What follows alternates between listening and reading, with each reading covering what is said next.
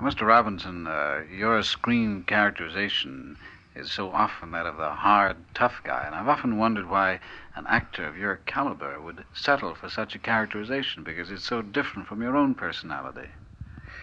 Well, actors are actors and parts are parts, you see, and ours is not to question why, ours is but to do and die. And I did die very often in the pictures whenever I was a bad boy. But the facts are sort of belie that, because out of about 80 pictures, maybe about 10 of them were actually gangsters. I think the legend has been created by the people who've given imitations of me, and it's always the tough character that I played in pictures. Are you amused by the imitations? Well, I'm a little bit bored with them. As a matter of fact, I rarely have heard one that sort of pleased my ears, but then they tell me we never really hear ourselves, our own selves, as other people hear us, you see. The same as it was a shock when I first got into talking pictures, to go into the projection room and hear my voice. I said, well, that isn't my voice. So probably they are right, because people accept them, and certainly I've been imitated a great deal. They tell me more than anybody else. And that has perhaps created the legend that most of my characters have been tough characters. But it doesn't matter to me so much, because people to me aren't all bad, or are they all good. Even though I may play a character like Little Caesar, I was only interested in these characters. This may shock you, as they are in all of us. Yeah. I mean, the Little Caesar that's in all of us. And relatively, yes, I think we all have Little Caesar in us, and we have a good character in us, too. And there's as much sympathy to be shed for a character like Little Caesar, who has great integrity about his goal being more important than himself, and ready to sacrifice any and all things, including his own life, for it. And when the gods mow him down, just as they do in the Greek classic dramas, he just, Mother of God, is this the end of Rico? He doesn't know what's happened to him when he's defied society. So it had... some of those were not too bad to play, and they were kind of compensating in many ways, aside from the monetary considerations. Well, so many film actors really play extensions of their own personality. Now, yours is quite the reverse. Now, we find you to be a very cultured, enlightened man. Well, I don't know about that, but I think whatever character one plays, you always play yourself. Although I enjoyed on the stage, long before I came into pictures, that I was supposed to be a very versatile actor. An actor always strives for that, and I rather liked it. I don't know what I would have been a type for. I had to be typed, considering my size and my looks. And so I had a diversity of characters. Well, whatever the characters are, no matter how diverse they may be, they really, when you play them, you really play yourself. Because I sort of have a funny feeling that I'm all people and all people are me. Yeah. And I only play Little Caesar as I understood him. And if I played another kind of character who is, let us say, a sympathetic character, I merely played him as he was in all of us, you see. I was only interested in I didn't know any gangsters when I played these gangster roles, but I only assumed a certain outward characteristics, and then what I did after that is, I think, what really counted, and that is showing the human being that's there. A man like Little Caesar, who had an uncontrollable desire to reach the top of the heap, and ready to do anything and everything to achieve it. Well, relatively speaking, we all do the same thing, or if we don't do it, we have speculated on the idea. And I think it was rather that universal something, that human side of him, that made him a kind of an understandable character. What if I make myself understood? You do indeed. Yes. I'm just wondering, in terms of what you said. So it's really you and I. Yes. It's always yourself that you're playing, as you understand and as you see that character. Have you been pleased with your film career? Well, it's very difficult to say that one is pleased with anything. You're always striving for something better. Well, I think it's taken up too much of my life.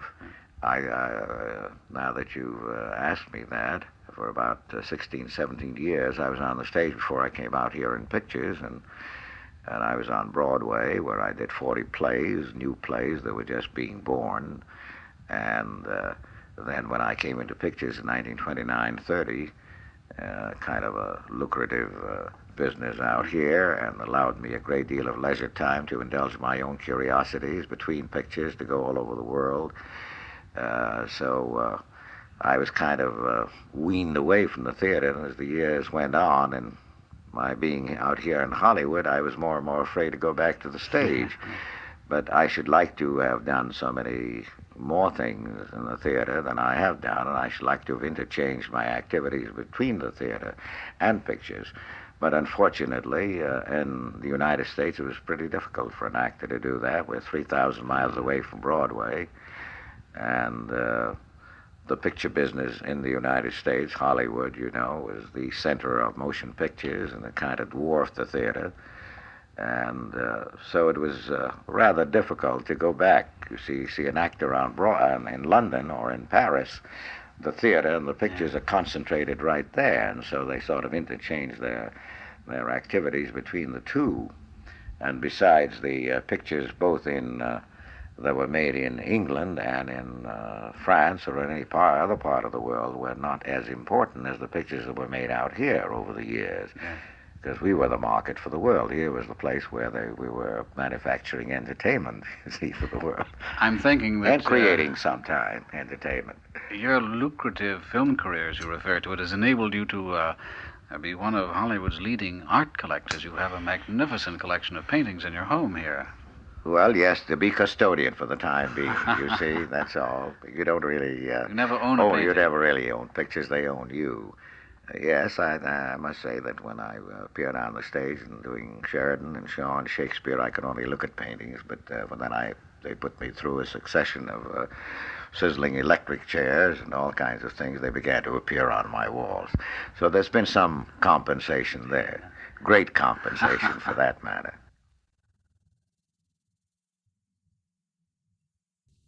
I was told when I went into the English theatre that I had what was then known as a colonial accent. Now, this interests me very much indeed, because I had to correct my speech, which I do not find the average young actor, I say average, because I certainly I want to generalize, but the average young American actor, I do not find him at all conscious of his inadequacies in speech. And consequently, there are times when you go to hear plays of Shakespeare played, and I don't want necessarily to say that you must have a British accent or a typically English accent, but I think there ought to be some universal English which is acceptable on both sides of the water, but which has no accent of any particular kind. We certainly don't want the Oxford accent. Equally, we can't have a Southern accent, and we can't have a Midwestern accent when you get into Shakespeare. I think speech is enormously important, and I do not think it's given anything like enough attention. A general voice devoid of accent? As nearly as possible, I suppose. Every one of us, to some extent, has. This is something that I do like to talk about, because I maintain that there is no such thing as an English accent, and there's no such thing as an American accent. There are inflections used by speakers in both countries which differentiate. I think you might say that it would be interesting to hear Mr. Eden speaking with Mr. Roosevelt, and I don't think any of us could say which spoke the better English. Let's go back to your own early background. I'm curious about the fact that you were born in South Africa. Well, this is a pure chance. I mean, without your parents. My father was English, my mother was Irish, and my father was a prospecting mining engineer, and he went to Johannesburg, South Africa, at the time that the gold and diamond rush was on. Like a very wise man, he went to see what he could find, and little Basil was due at that time and refused to wait. So he arrived on June the 13th, and there was nothing I could do about it, or mother or anybody else. Well, according to the record, your first stage appearance was in 1911. I think it was April 1912. Doesn't me think, because I came to this continent. No, it was April 1912. Shakespeare's birthday, day before, April the 22nd, 1912. And you've been an actor all your life. Well, I won't have been an actor. I've been learning to act for all my life. And making a very good living doing it. I remember very well that in, let me see, it was when we played The Captive in New York, which was 1926, and at that time I had already been in the theatre. 1912 to 26 is what? 14 years. Yes. I remember turning to Arthur Hornblow and saying to him, Arthur, this is the first time that I really feel confident in myself. It had taken me 14 years to reach a point where I could walk out onto a stage and felt that I was on top of the part and the part was not on top of me. And the trouble today is that I think that the early making, making a star as early as he and she are sometimes made. Now, this is a very difficult situation for a young actress because the moment or a young actor, the moment you become a star, the director treats you with some deference. You are supposed to know a great many things that you do not know. Therefore, nobody's going to teach you. And I think early stardom is a very great detriment to the actual actress. Well, your early career, again, was interrupted by the First World War. You served with the British Army as a lieutenant, and again, according to the record, you have a military cross. Now, I wonder if I might query you on that. Awful lot of people who got military crosses. They used to turn up in all sorts of funny places. I'm glad to say I wasn't a lieutenant until I had already served my time as a private. I joined the army as a private and left as or rather was demobbed in 1918 as a lieutenant, as I'm getting used to saying lieutenant. But the only reason I got an MC was because I did the job I was told to do, and I did it efficiently. Well, we won't ask you any more about that. But you went right back to acting after the armistice of 1918. Yes, I went straight back to Stratford-on-Avon and picked up where I left off. In Shakespeare? Yes. This, and my first 3 years of training, I played 53 roles in 22 plays of Shakespeare. 22 plays of Shakespeare? 22, yeah. That, I think, would help that diction problem we were talking about. Yes, it's, besides my old master, Sir Frank Benson, who, as you know, originated the Stratford-on-Avon Festival, he absolutely insisted on the words of Mr. Shakespeare being heard and spoken properly. Let's speak of a phase of your career offstage. You and Mrs. Rathbone were once great socialites in Hollywood, noted for your lavish parties. No, this has been a terrible, this is something we don't like at all. We were not socialites. It so happened that during the war, I was president of British War Relief on the coast. And we were asked by the consulate and also from Washington if we would act as official host and hostess for the British colony during the period of visiting firemen. The consul himself was much too busy to attend to those kind of things. And for example, the consul would get on the phone and say, Mrs. Rathbone, Admiral Halsey will be in town over the weekend. What can you do? Consequently, we got our names into the newspapers a great deal for being socialites. I can't think of any word that I really loathe more. Tell me, did you enjoy your years in Hollywood? I happen to have enjoyed them to a considerable extent from 1939 to 1946, because those were the years of the war. And the war years were very thrilling for us because, having written to the War Office in London and offered my services, I got a form letter advising me that I was far too old to join in this campaign, which I don't pretend that I was too sorry about. But we then settled down to do what we could. We visited hospitals, we visited camps, we gave shows, and we entertained the visiting firemen. And it was I wouldn't have met half the people I have met if it hadn't been for the war years and happening to be in Hollywood at that time. Let's talk about Sherlock Holmes. Now, when and how did you get into the part of Sherlock Holmes? Well, it's terribly, terribly simple. At Mr. Zanuck's dinner one night, Gregory Ratoff and Jean Marquis were his guests to dinner, just the three of them sitting there. And one of them simply said out of nowhere, "Why hasn't anybody done the stories of Sherlock Holmes?"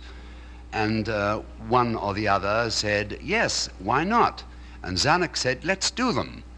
And Ratoff said, "Who's to play Holmes?" And Jean Marquis said, "Who? Basil Rathbone." That's all there was to it. Well, the critics have said that your interpretation of Holmes is pretty well definitive. How do you feel about the characterization? Could he have existed?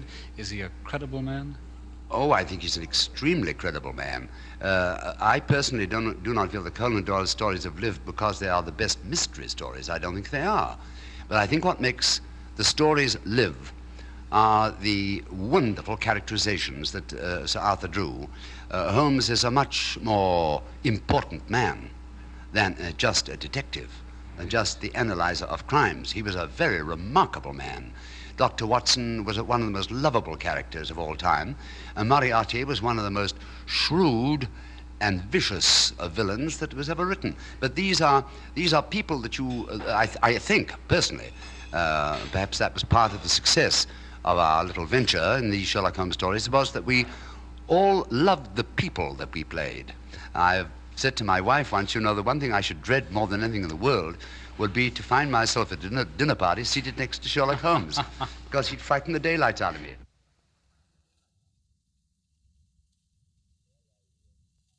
Well, I came to Hollywood and arrived here in August 1923 with $40 in my pocket and a coat and a pair of trousers that didn't match. And one half of my suitcase had my shirts and underwear and things. The other half had my drawing materials.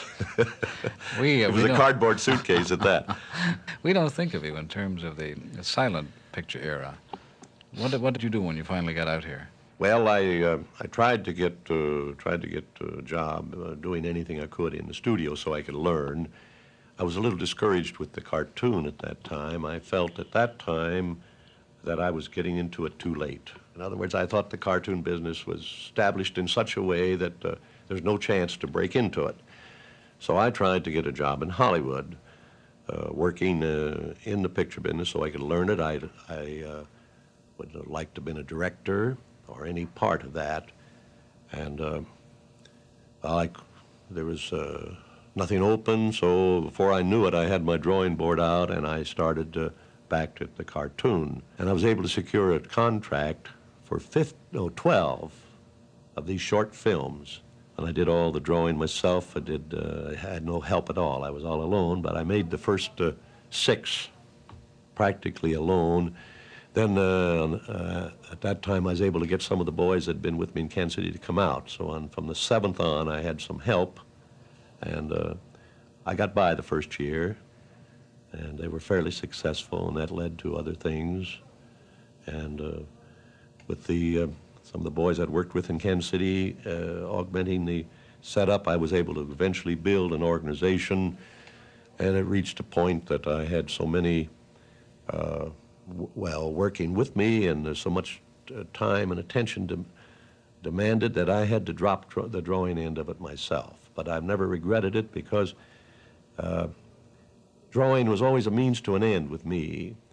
And so through these other boys who were good draftsmen and artists in many different phases of the business, very talented people, coordinating their talents is what has built this business. And if I hadn't dropped the drawing end of it myself, I don't think I'd have built this organization. When did you establish your own company? What year would that have been? 1923. My brother was here, and in effect, the government helped subsidize us, and I'll explain that to you. My brother was a veteran of the First World War, and he had been hospitalized and things, and so he was receiving a certain disability compensation. It amounted to about $85 a month. And we lived on that while we established the studio. And from that time on, my brother Roy and I have been together in this business. And until the year 1940, we didn't have a stockholder. When was Mickey Mouse born? Mickey Mouse came about in 1928. With sound, I presume. Hmm? Well, no, the first Mickey Mouse was made silent. And while we were making the first Mickey Mouse, sound came. So we decided that there's no sense in making anything more silent. And we immediately switched to sound, and we didn't have any sound equipment or anything else, but we went ahead and made them for sound, and we eventually got sound on them. And of course, it, I think, played the big part in establishing Mickey Mouse. Where did the idea for Mickey come from? Well, it came about through a situation that I was contracting with a middleman for my films, and they were being released through Universal. And he was a rather unscrupulous character, and he thought he could cut in and move in a little better, and I pulled away from him, and I was left alone. And he happened to own the character; he had a right to the character. So that was one of the big lessons I learned. And from then on, I said, "There's no middleman." He contributed nothing; we did everything. So I had to get a new character.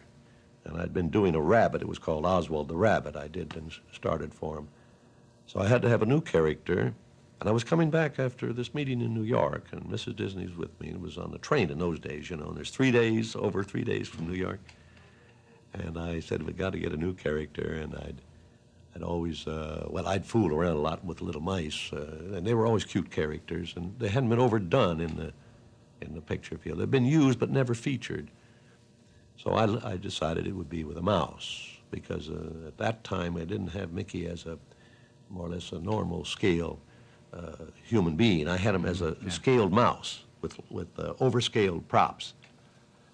And that's how it came about. It's kind of like, and then the name came, what would you call him, and the euphony there of Mickey Mouse. And I had a Mortimer first, and my wife shook her head, and then I tried Mickey, and she nodded the other way, and that was it.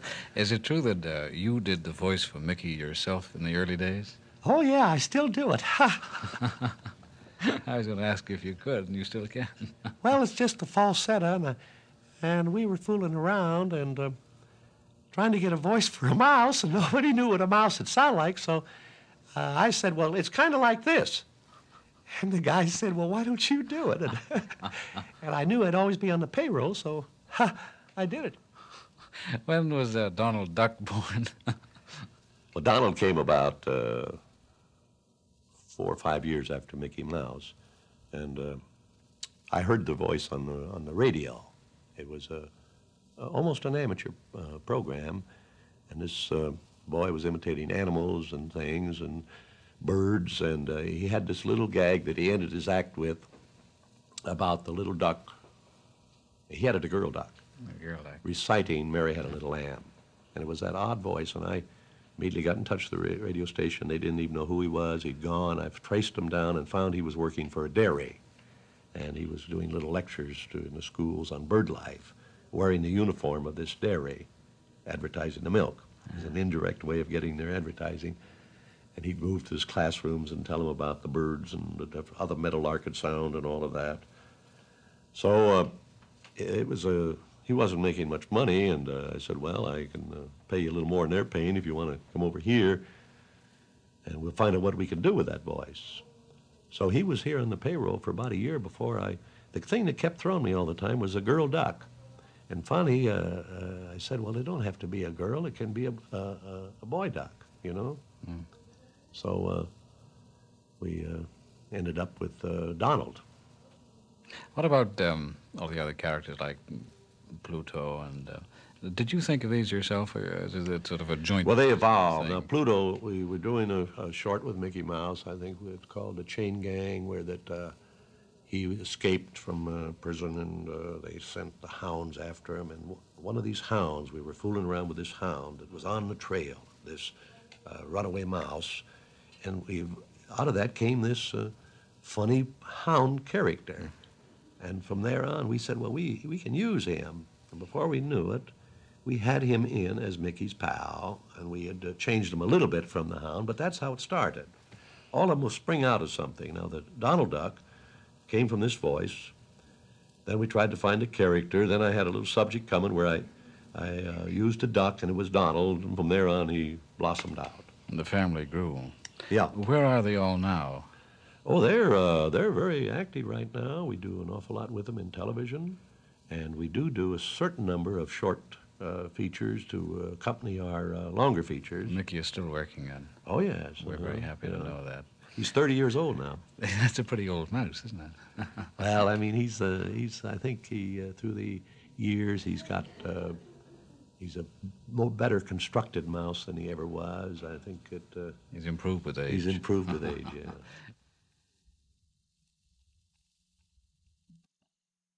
I was born on a one-night stand in Kansas, a little town called Pickaway. My mother, the show traveled on, and my mother stayed there for 2 weeks and then rejoined the show with me. Obviously, you're people who were showbiz. What exactly did they do? My dad was a comedian and great eccentric dancer and tricks. He wasn't exactly an acrobat, but darn near. And my mother played musical instruments and danced with him. And of course, when I came into the act, then he got the idea of trying to show the audience how to bring up children correctly. And every time I did something he didn't like, he'd either take me with the back of the neck and throw me through a piece of scenery or kick me clean off the stage through chairs, tables, or anything that would be in the way. I grew up getting knocked around. There's a story that a society for the prevention of cruelty to children complained about your parents. We ran into that trouble every place when I joined the act. And they took me into New York when I was around 5 years old. Number one is that at that time, the Gary Society of Law in New York, which hadn't been very important yet, it was more to buck child labor than anything else in factories. But the law there says that no child under the age of 7 can even walk on the stage. And then, we got around that because they lied about my age. They said I was 7 when I was just 5. That's where you started to perform at the age of 5. No, I've been getting a salary since I was 4 years old. And the next thing was that the law said that no child under the age of 16 can walk wire, juggle, do acrobatics, roller skate, play musical instruments, an awful list of things. But none of them said that you couldn't kick him in the face. No.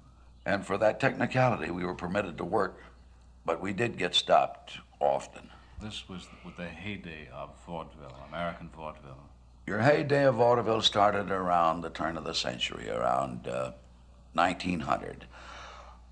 B.F. Keith was the first man to glorify his theaters and made them as high class as any of the legit theaters we had in the country.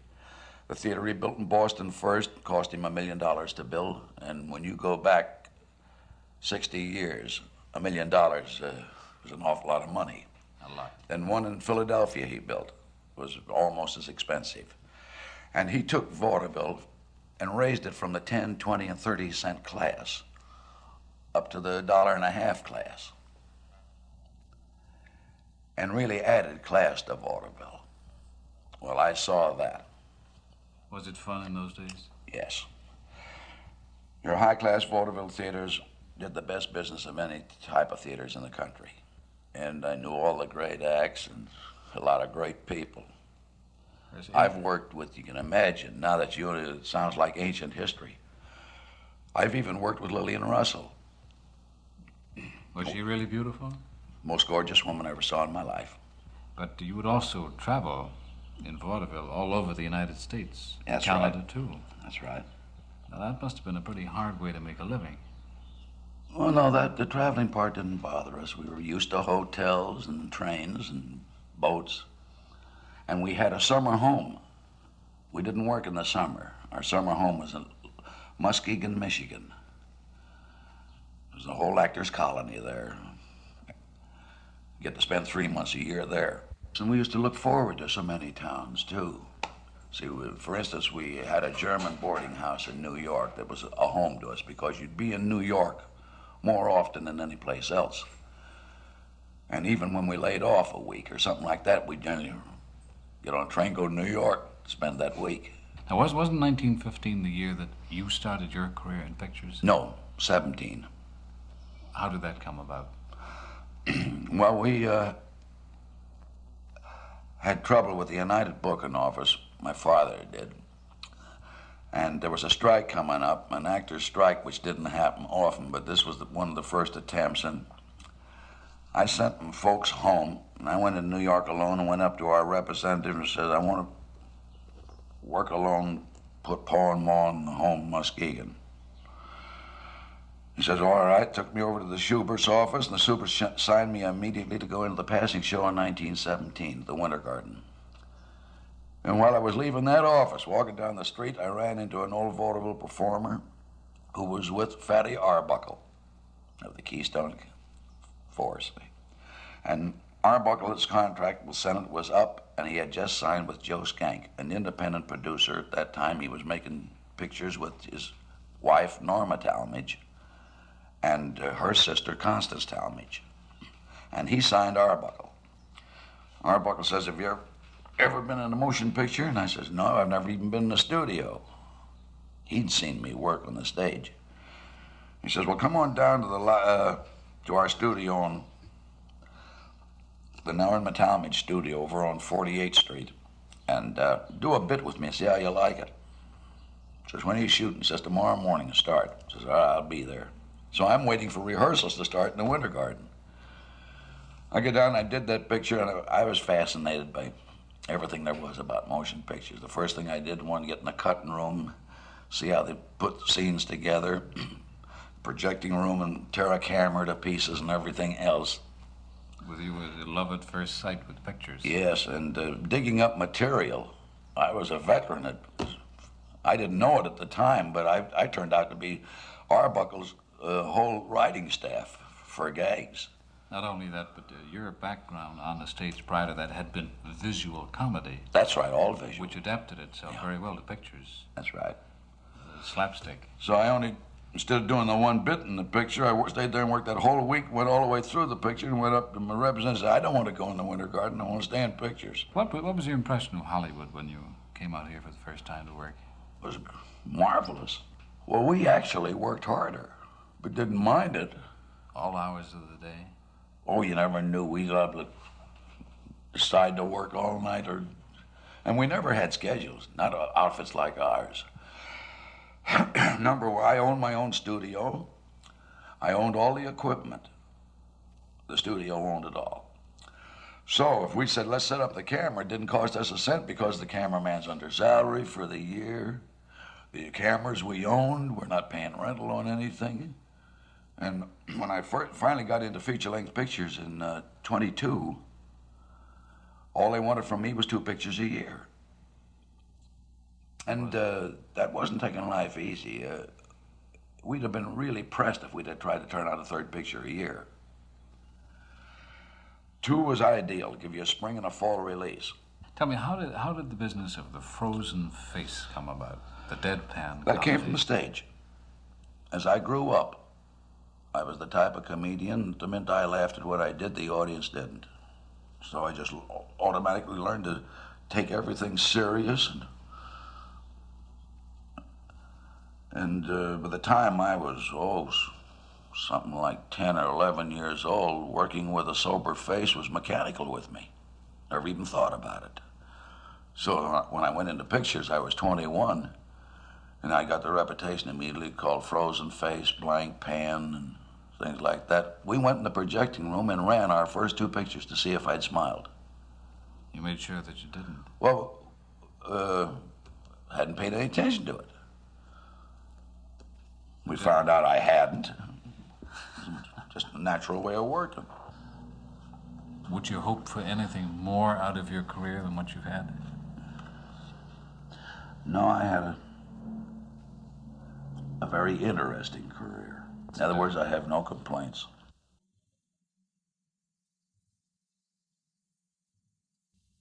Hollywood in that early period was, I don't know just how to describe it. You see, they had no lights in those days. Everything that they did, they photographed outdoors. We had what we called diffusers. They were big canvas cloths that were pulled over the stages. They were over the stage and they were on wires, and ropes were pulled when you wanted full sunlight to pull the canvases back on these wires. Otherwise, they wanted diffusing, they pulled them over. There was no such thing as working inside with artificial lighting. And the studios were very different in those days. They were mostly, they had big fences around them, and then a number of these open air stages. And of course it was quite difficult in those days. They had they had what they called the bullpen. And unless you were one of the stock players or one of the leading players, most of them had to go and sit in what we called these bullpens, and the assistant directors would come around and he'd point at you and say, you there. He never knew your name or anything. And they'd have, well, I would never do that. I had a certain pride, having played some very good parts on the stage, and I felt that I was an actor and that I didn't belong to this atmospheric group that had no experience at all, so I never would go there. My reaction was to go directly to the assistant director, but you couldn't get into the enclosure to contact them. So one device that I remember that I used, this was at Universal.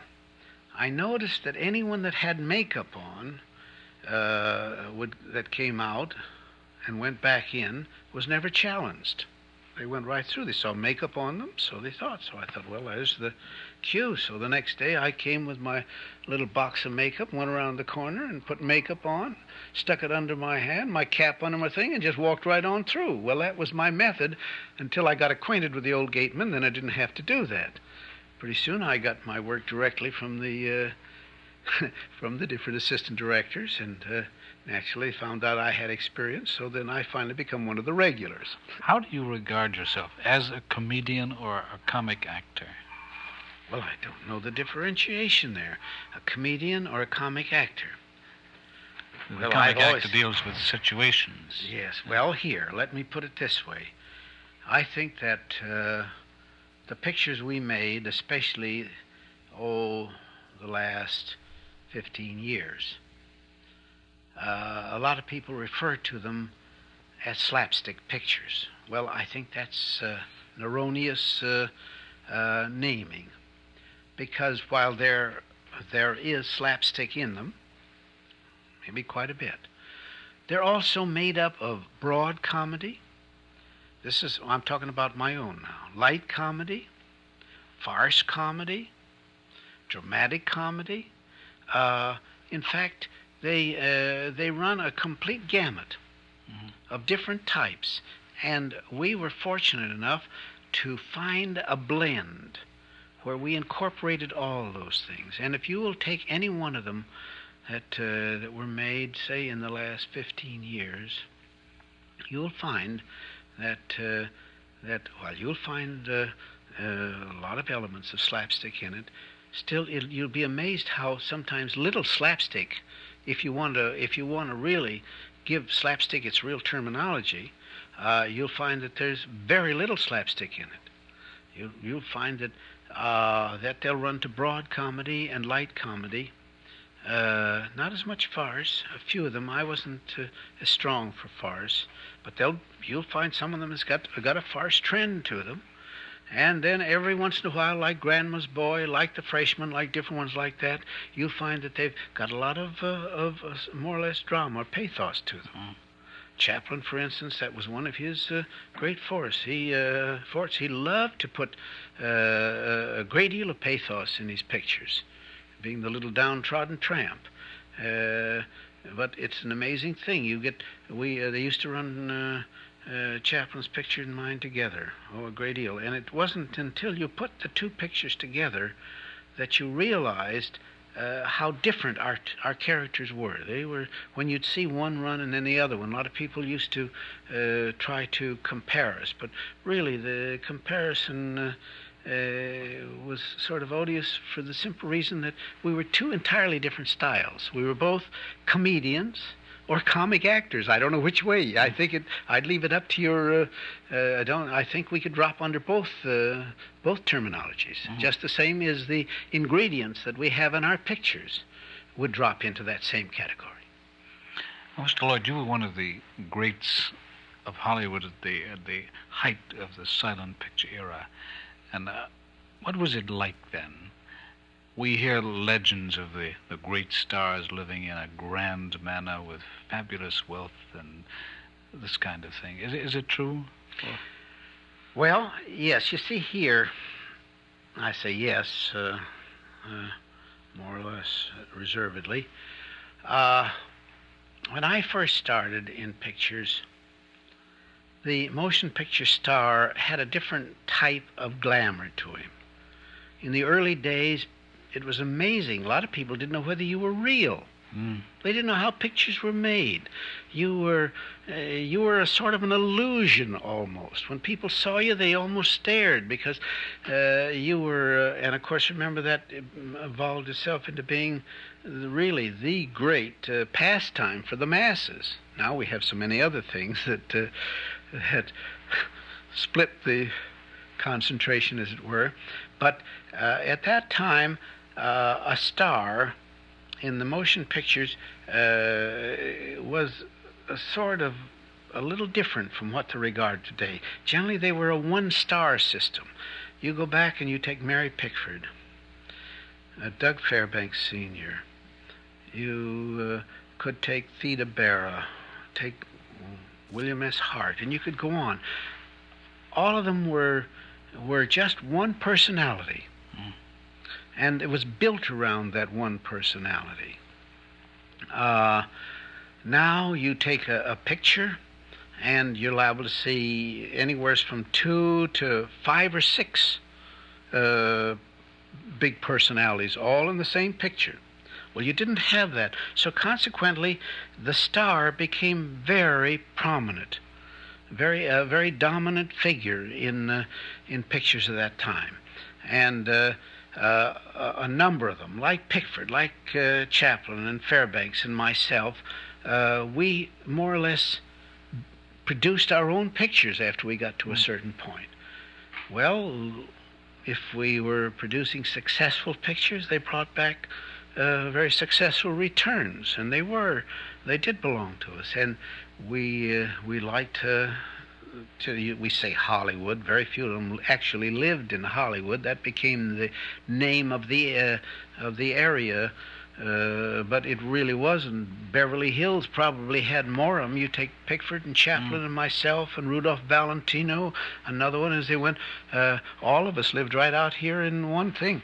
Mary lived just across the road, Mary and Douglas. Chaplin lived just below them. Valentino lived up just above me here, and so it went with the whole group. We were all right here and things. But we were still regarded as coming from Hollywood. Yes, but it was a catch-all term. Yes, yeah. But they did. They all... there was parties given out here, and it was nothing to go to a party to get 20 or 40 or 100 very prominent stars, all of them. They used to give big parties, and they all used to have swimming pools, and there was a great deal of social life. And I think more or less it came from there, and also from the one-star system that they, in those days, became very glamorous from being the central figure of the whole picture.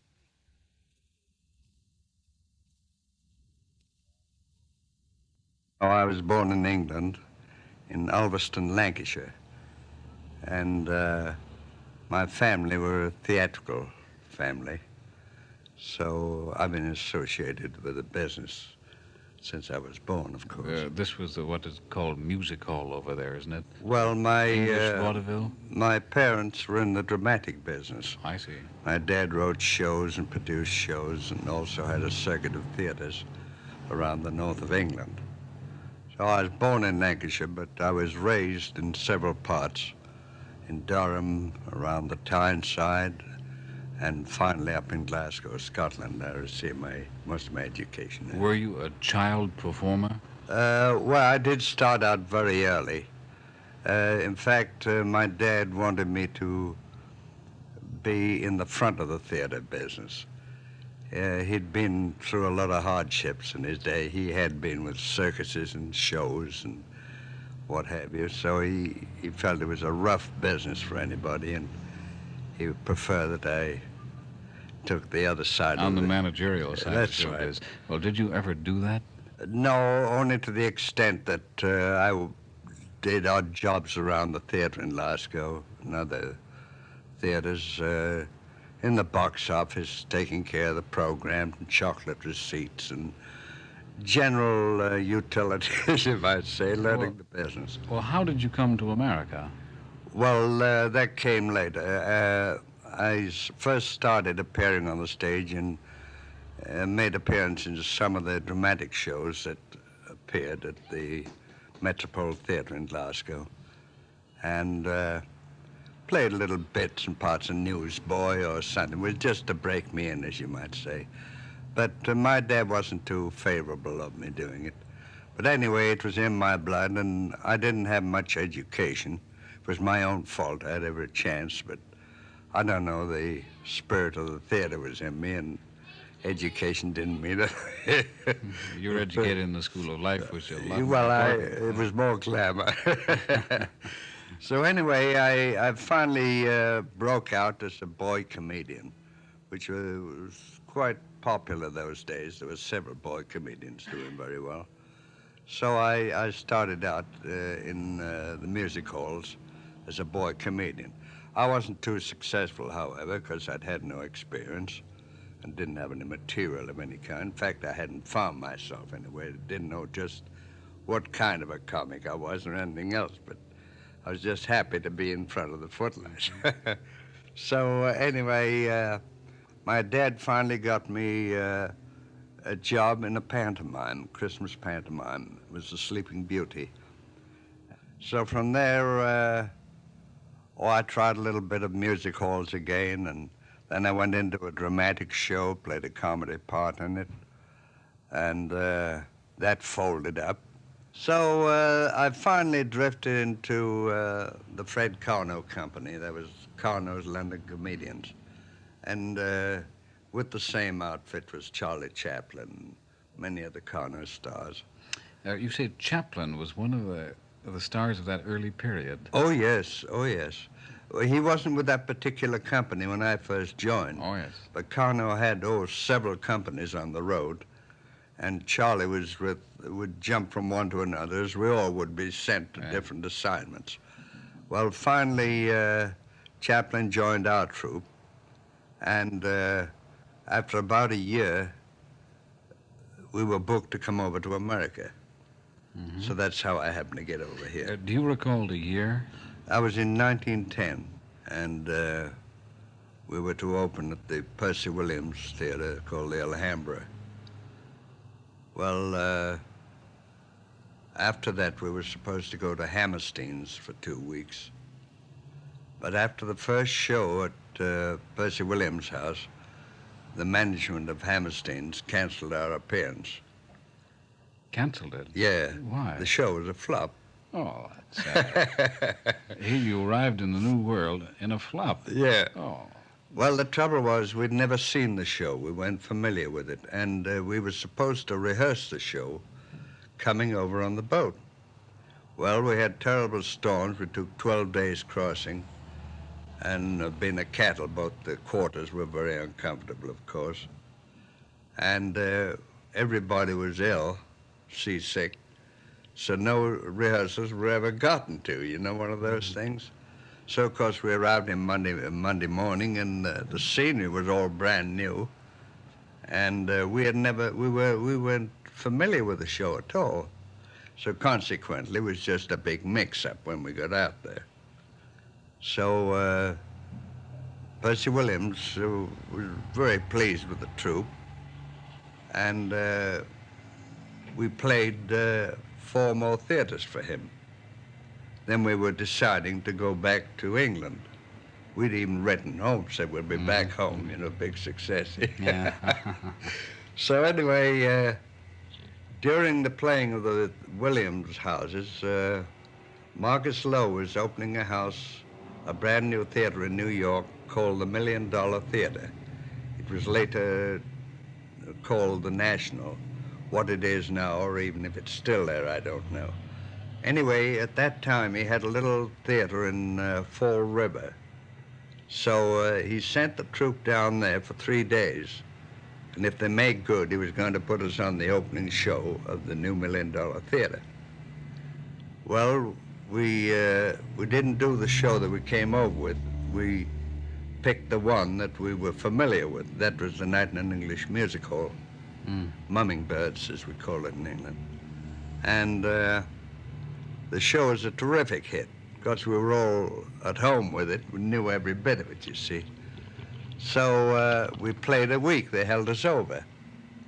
So, of course, naturally, we opened the National Theater, or the $1 Million Theater at that time, with big success. Then from there, we went to William Morris, the American Music Hall. Oh, he still has the agency, too. Well, this is the old man I'm talking about. Oh, I see, yes. And we ran at the American Music Hall for 6 weeks. We did a different show every week.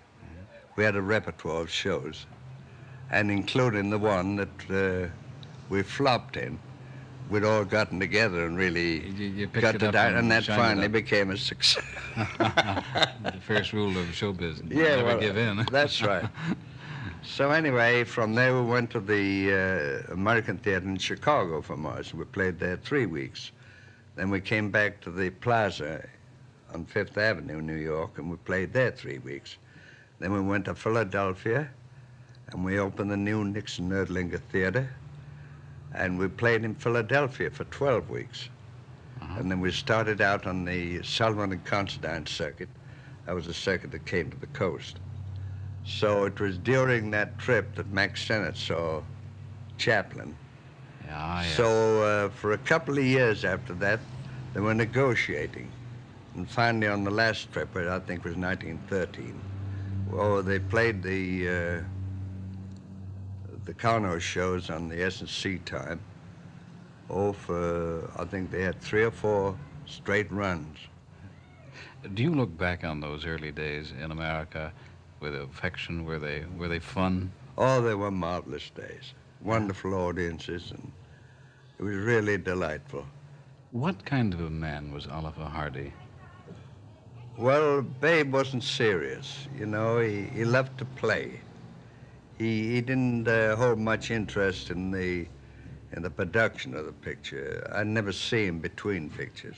Were you the worrier of the team? I did the worrying, and I did all the... He was the jolly fat man. He enjoyed it and would call up and say, when do we start or when do we sort?